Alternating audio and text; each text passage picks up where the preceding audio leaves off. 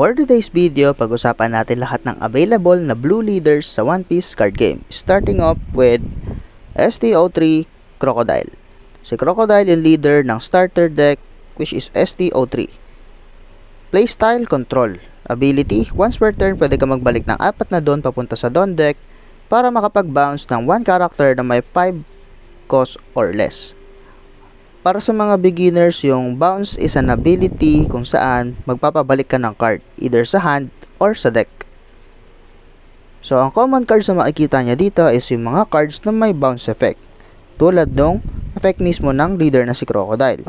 For example, yung event card na 3,000 swords, kung saan kaya niya mag-bounce ng 1 character na may 5 or less cost papunta sa bottom ng deck. So, for example, nagkas yung kalaban nyo ng 5 cost na character, pwede nyo ilagay sa ilalim ng deck. So, hindi na nila magagamit ulit. Then, nandito rin yung Red Rock, which is 6 cost, kung saan kaya niya mag-bounce ng any character papunta sa bottom ng deck. Sa character cards naman, ang mga sample na may bounce is si Soggy King, which is kaya mag-bounce ng 6 cost or less. Then, meron din siyang Draw Engine, Draw 2, pero kailangan nyo mag-discard ng 2 after. Then, nandito rin si Kaido, which is kaya mag-bounce ng 2 characters, isang 8 or less cost and isang 3 or less cost. Then, move naman tayo sa OPO1. Ang leader ng OPO1 is si Don Quixote do Flamingo. Playstyle, Tempo. Yung tempo is kalagitnaan ng aggro and control. So, aagrohin mo yung kalaban para makontrol mo siya bali. So, ang ability no Doflamingo is when attacking, kapag meron naka-attach sa kanya na 2 dons, pwede ka mag-pay ng 1 don para silipin yung top deck mo. Then, kapag yung top deck mo is a 7 Warlord of the Sea na character with 4 or less cost, pwede mo siyang i-put on play, rested. So, pwede ka makapag-swarm habang uma-attack para ka may pre-summon. So, ang usual deck na usual cards na makikita niya sa kanya para abuse yung ability niya is etong blocker na Doflamingo or si Perona na 1 cost. So, ability na itong dalawang to is kaya nilang tignan yung top cards. So, pagka put on play sila, titignan nyo yung top 5 cards, then i-arrange siya in any order that you like. So, ang gagawin nyo lang basically is ilalagay nyo lang yung 4 cost na gusto nyo i-summon through Doflamingo's leader effect. For example, si Gecko Moria. Then, move naman tayo sa third leader, Emporio Ivankov ng OPO2.